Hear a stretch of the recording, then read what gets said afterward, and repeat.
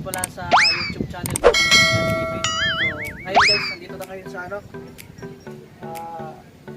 Basta dagat guys, eh. Ano to, yung lugar?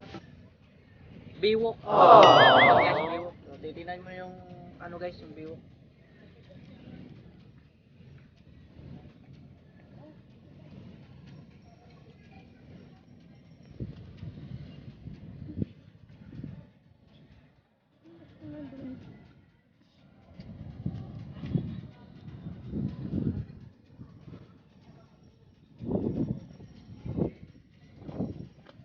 Ito pala yung sakyan ko ngayon.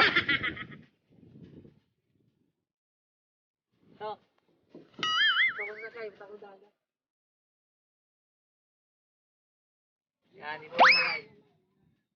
Dito. Ito pala dito guys. Pero mamayang hapon daw doon, maganda doon, kabila. Mamaya. Gala-gala pa kami mamaya. Park. So, kahit lang ko naka-time. Gala-gala muna ako dito kasi trabaho naman tayo guys. So titingnan yung view ng Luneta Park. Pakita ko sa inyo guys.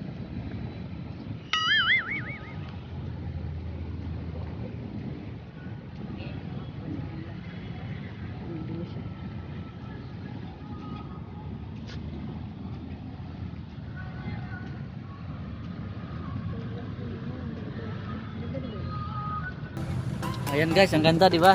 Yan. Yan yung fountain. Titingnan yung fountain guys.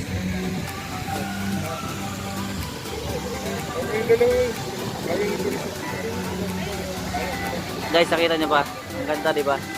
Wow naman. Wow. Wow. Yan. Kung tala yung tao guys. Yung tao. Yan. Social distancing lang ito.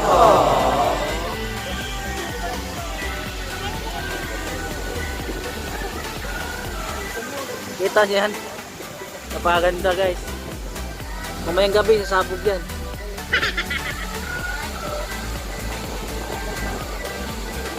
Pag dito tayo papasyal sa Luneta Park, tatanggal yung stress mo.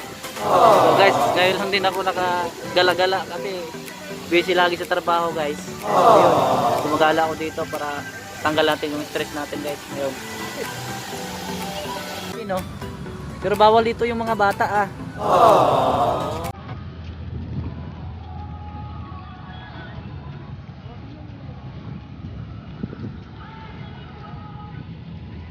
Ayan guys, binibidyo ko na yung lugar na medyo social distancing sila. So lahat ng tao naman dito guys sumusunod, meron mga gwardiya. Sumusunod tayo sa mga protocol nila guys para wala tayong problema.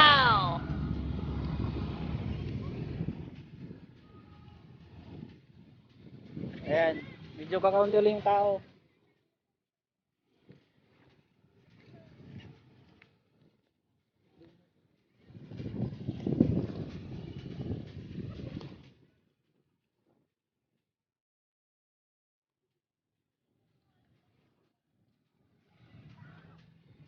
Ayan guys, i-zoom ko lang unti kung kaya ko i-zoom. Kung kaya ko i-zoom yung kuha niya guys. Ayan. Kung nakikita nyo guys, ayan, na-zoom ko na. Ayan yun. Medyo wala pang tao masyado dito guys. Ayun. So, medyo wala tayong magandang ano.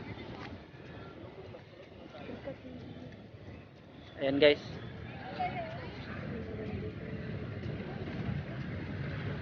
Yan.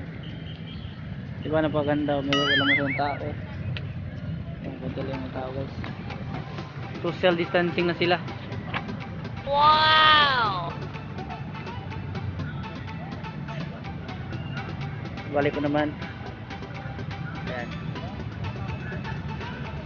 So ayan guys, nakita nyo yung view ng Luneta. Wala pa masyadong tao. Bawal yung bata dito. So ngayon ako naka-time guys, nakagala ko. Kasi bukas, trabaho naman. Pasyal-pasyal muna ako, patanggal ang stress. So hanggang dito lang yung vlog ko guys.